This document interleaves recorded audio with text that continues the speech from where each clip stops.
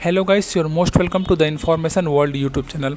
जो भी student central university of Jharkhand में काउंसलिंग के लिए रजिस्ट्रेशन किए थे, फाइनली उन सभी का रजिस्टर कैंडिडेट लिस्ट आ चुका है, जो कि हम अपने टेलीग्राम चैनल पर 2 दिन पहले ही डाल चुके हैं।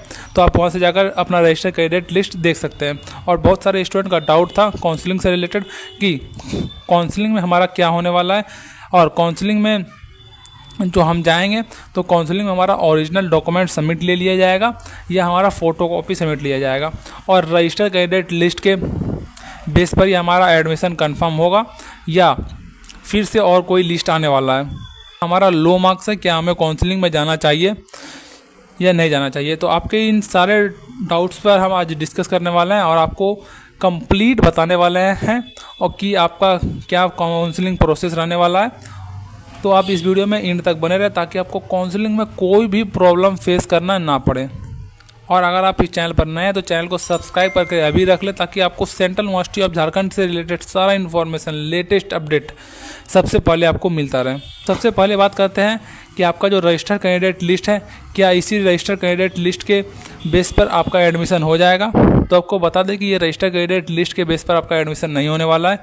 यह लिस्ट जो है, इनमें सारे रजिस्टर कैंडिडेट का नाम है जो कि रजिस्ट्रेशन किए थे काउंसलिंग के लिए, और इस लिस्ट के अकॉर्डिंग आपका एडमिशन नहीं होने वाला है। जैसा कि हम आपको एक वीडियो बना के बताए थे कि रजिस्टर कैंडिडेट लिस्ट जो होगा उसमें सारे रजिस्टर स्टूडेंट का नाम होगा जिनको अलग अलग डेट पे काउंसलिंग के लिए बुलाया गया है, अलग अलग कोर्सेज के अकॉर्डिंग।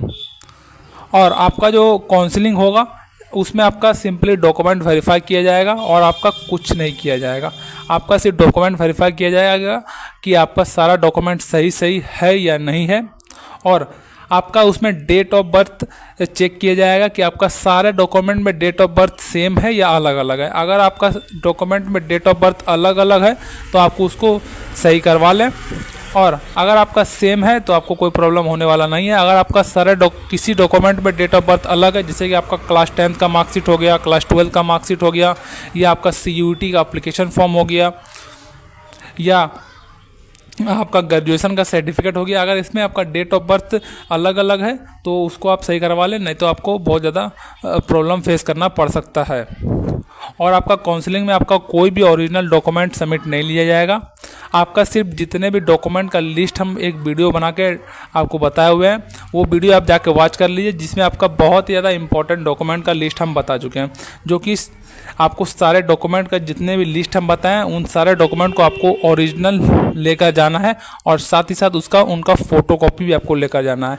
और आपको सिर्फ ओरिजिनल डॉक्यूमेंट वहाँ शो करना है, आपको ओरिजिनल डॉक्यूमेंट सिर्फ वहाँ वेरीफाई किया जाएगा और आपका एक एक फ़ोटोकॉपी आपका सबमिट लिया जाएगा। आपका कोई भी ओरिजिनल डॉक्यूमेंट सबमिट नहीं लिया जाएगा, आपको सिर्फ एक एक फ़ोटोकॉपी सबमिट करना है।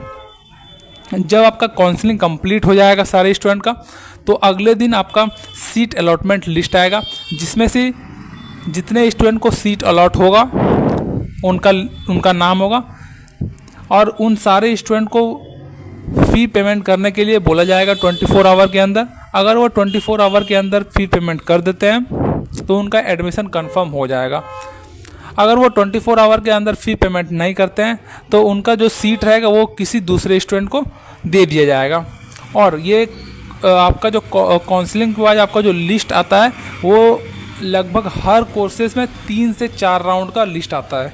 ये पिछले साल के अकॉर्डिंग भी हम बता रहे हैं, और इस साल भी वैसा ही होने वाला है कि हर कोर्सेज में आपका 3 से 4 राउंड का लिस्ट आएगा ही आएगा, क्योंकि आपका एक राउंड में ही सीट फुल नहीं होने वाला है, क्योंकि ये पॉसिबिलिटी बहुत ही ज़्यादा कम है। क्योंकि जितने भी स्टूडेंट का ज़्यादा मार्क्स हैं वो तो रजिस्ट्रेशन कर दिए, लेकिन उनका टारगेट किसी और यूनिवर्सिटी में हो सकता है, जैसे कि DU, BHU, JNU या और भी सेंट्रल यूनिवर्सिटी में, तो वो वहाँ जाएंगे तो उनका सीट वैकेंट हो जाएगा, तो उन सीटों पे अगले स्टूडेंट को मौका दिया जाएगा। इसीलिए 3 से 4 राउंड का आपका लिस्ट आने वाला है इस अलॉटमेंट लिस्ट का।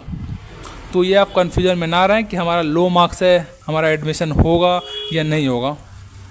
लो मार्क्स है तो भी आप काउंसलिंग में पार्टिसिपेट कीजिए, तो ही आपका चांस बनेगा। अगर आप काउंसलिंग में पार्टिसिपेट नहीं करेंगे तो आपका थोड़ा सा भी चांस नहीं बनने वाला है एडमिशन होने का। तो तो काउंसलिंग में पार्टिसिपेट कीजिए, तभी आपका चांस बनेगा कि हाँ आपका एडमिशन हो सकता है। और आपको हम एक वीडियो में बता चुके हैं कि अगर आपका सब्जेक्ट कॉम्बिनेशन का जो भी सब्जेक्ट कॉम्बिनेशन रिक्वायरमेंट है, उन सब्जेक्ट कॉम्बिनेशन का अगर आपका 50 से 60% मार्क्स है आपके पास, तो आप कंफर्म हो जाइए कि आपका एडमिशन होने वाला है। अगर आपका सब्जेक्ट कॉम्बिनेशन का 50% या 60% में मार्क्स है ना, तो आप मान के चलिए कि आपका एडमिशन कंफर्म हो ही जाएगा। जिनका लो मार्क्स भी है तो भी आप डरिए मत, आप जाके काउंसलिंग में पार्टिसिपेट कीजिए, तो ही आपका चांस बनेगा एडमिशन होने का।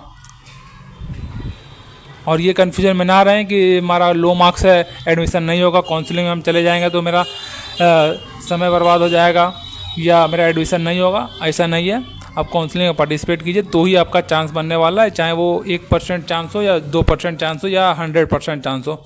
आप जब तक काउंसलिंग में पार्टिसिपेट नहीं कीजिएगा तब तक आपका चांस नहीं बनने वाला है। तो आप काउंसलिंग में पार्टिसिपेट कीजिए।